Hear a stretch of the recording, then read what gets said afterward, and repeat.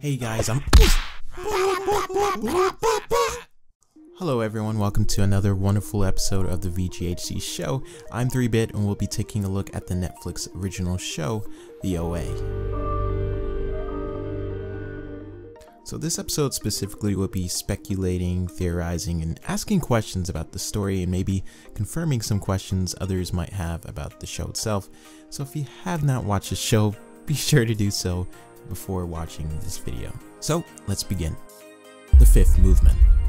All the movements combined are supposed to heal an individual or travel them to another dimension. However, I believe the side effects of these movements are the exchange of life, if done correctly. It's no coincidence that every time the movement is performed correctly, a life is saved, but another person dies. The first time was with the ALS survivor, which the movement seemed to heal her, revealing the fifth movement, but then Dr. Hap shoots both the cop and the wife. The other time death was an exchange of the movement was at the ending with the movements of Buck, Jesse, French, BAA, and Steve with the death of Prairie or the OA. It could be that the fifth movement is to have the will and courage to die for their belief, but it comes with the cost of death. So maybe Homer escapes the prison they're in by dying, and the OA is trying to meet him in the afterlife, which would explain the ending of her saying, "Homer?" After her soul left her body, maybe they both died and are in the new dimension. When OA was shot on the stretcher bed, she kept saying, "I have the will." Homer possibly had the will and courage to die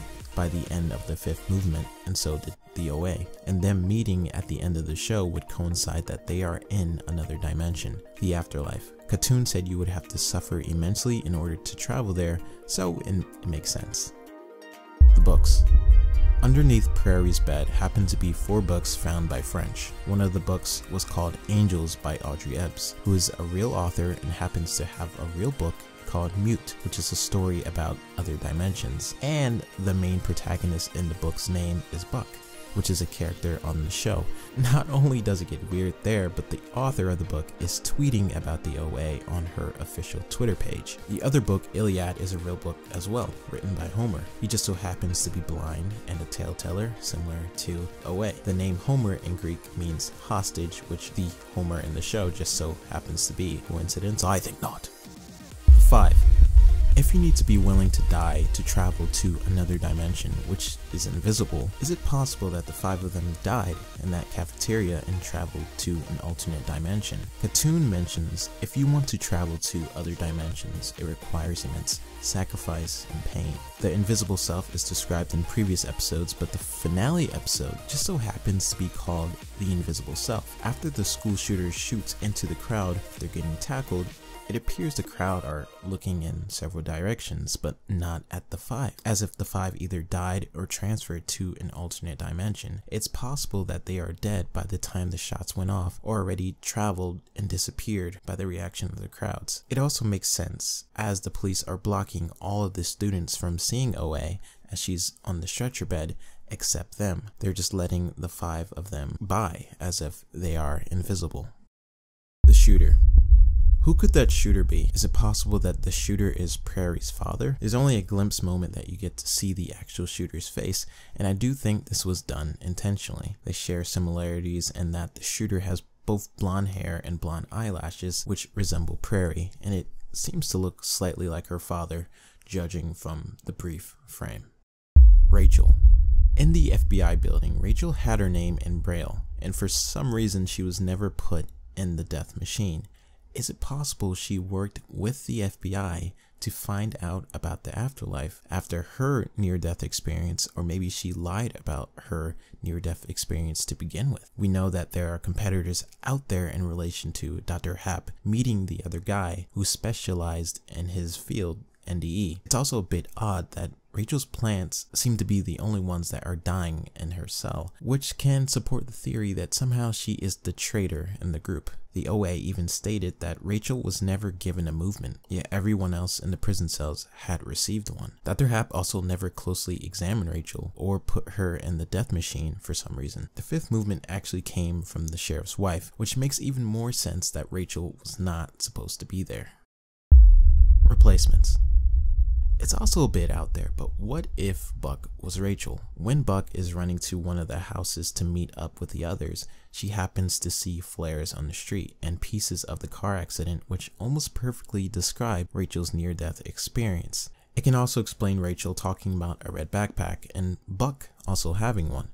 It could also explain why when French looks in a mirror and he sees Homer. Maybe these new 5 kids are reincarnations of the other 5 prisoners or representatives of them. French even says at one point that we are replacing them. It's possible that Jesse represents Scott because of his use of drugs, Buck representing Rachel because of singing in the choir, the car accident, and the red backpack, and French could be representing Homer, seeing as he is him when he looks up in the mirror. The FBI's involvement. It's unclear why the FBI is so heavily involved with the OA, but one thing that is clear is that Prairie speaks Russian and English and reads in Braille. She doesn't really know how to read a standard English textbook due to years of being blind, which is why she requires the computer's audio to tell her what she is typing exactly. She's probably used to it, which is why she keeps it on in the first episode after now being able to see. So it starts to become interesting on why are there multiple books under her bed not in Braille, which look recently bought from Amazon that just so happened to discredit her story when the 5 just learned all of their movements. Not to mention an FBI agent in her house late at night for no reason. It essentially leads me to believe that he has been closely watching the group and is somehow involved in NDEs, which can explain why Rachel's name was in the FBI office and why he wants to get on the good side of OA. No good therapist would encourage the illusions of a patient, so why would he? The movements. The movements seem to represent the 5 stages of grief as pointed out by a Reddit user. Denial, anger, bargaining, depression, and acceptance. Movement 1, denial, has a movement of throwing out of one's mouth. Movement 2 was anger, where you beat your chest and hold out your arms. Movement 3 was bargaining, which is the longest and most vocal movement. Movement 4, depression, where the arms go to the stomach looking down, and then later arms on back of the head. And the last one, movement 5, acceptance, where it's the death mask and closing the eyes. A coma. In episode 2, OA meets Dr. Happ and says, "What makes you incredible is that you traveled outside this coma that we're all in. Is it possible that she fell into a coma as a child and is dreaming this whole time?" The first time she dies in the van, there are 5 children, including her in the vehicle, similar to the angels, which can support the theory that maybe she's creating these kids from her subconscious as her saviors. It also makes sense how every one of her deaths or attempts of death have all been water related, which in my opinion is one of the worst ways to die. Thanks for watching. If you enjoyed this video or not, let us know in the comment section down below. Don't forget to subscribe for more content from the VGHD. I'm 3Bit signing off. Have a good one.